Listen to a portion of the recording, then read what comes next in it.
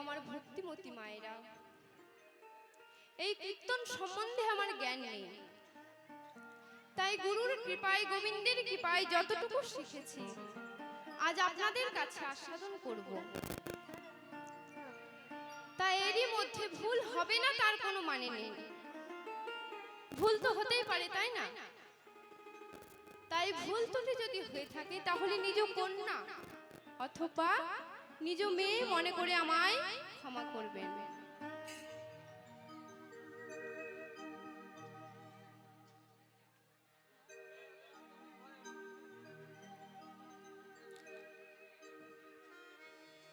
গৌরাঙ্গ চাঁদের ভাব, গৌরাঙ্গ চাঁদের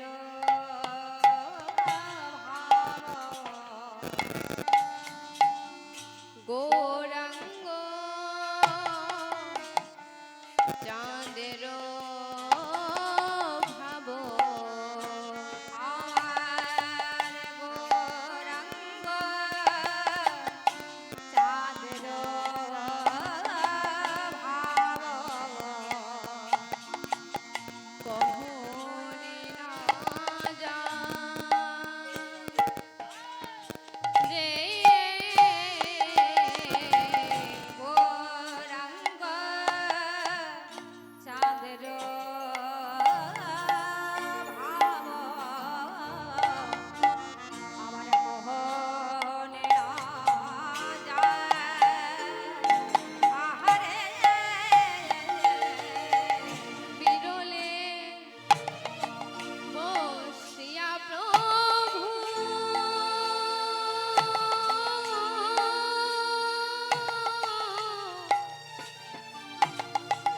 করে হায় হায় রে। না বিরলে বসিয়া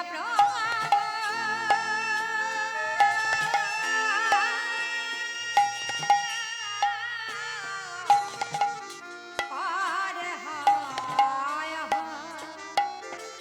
আহারে ভাব বোঝা তো যাই না, বোঝা তো যায় না বোঝা তো যাই না, বোঝা তো যায় না কখন কি যে ভাবে হৃদয় বোঝা তো যাই না। বলি কখন কি যে ভাবে হৃদয় বোঝা তো যায় না আমার গোড়া চাঁদে বোঝা তো যাই না। বলি আমার গোরা চন্দ্র ভাবে বোঝা তো যায় না আমার গোড়া চাঁদে বোঝা তো যাই না, বলি আমার গোরা চন্দ্র কখন কি যে ভাবে হৃদয়। নিতাই গৌর হরি বল হরি বল হরি বল।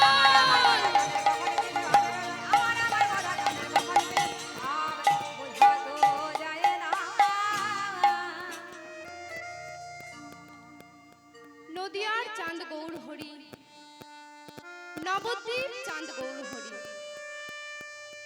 সচি মাতার দুলালিয়া, বিষ্ণু প্যার প্রাণ বধুয়া অঝোর নয়নে কাঁদছে, কিন্তু ভক্তগণ বুঝতে পারছে না গৌর হরির আজ কোন ভাব মনে পড়েছে। কারণ গৌর হরি কখনো রাধা ভাবে ভাবিত হয়ে কৃষ্ণ কৃষ্ণ বলে কাঁদে, আবার কখনো কৃষ্ণ ভাবে ভাবিত হয়ে রাধা রাধা বলে কাঁদে। কারণ রাধা গোবিন্দের মিলিত তনুই হচ্ছে আমাদের গোড়া চাঁদ। তাই শাস্ত্রে বলছে রাধা কৃষ্ণ একাত্মা, দুই দেহ ধরি, অন্যান্য বিলাস রস আস্বাদনে করি।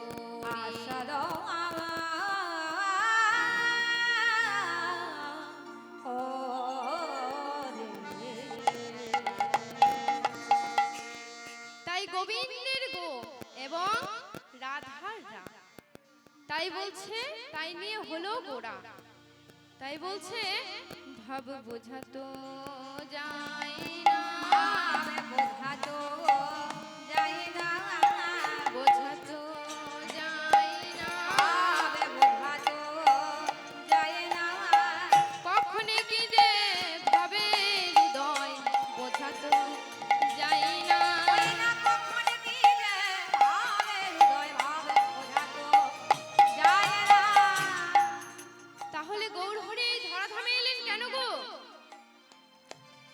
হচ্ছে রাধারানীর প্রেমের ঋণ শোধ করতে।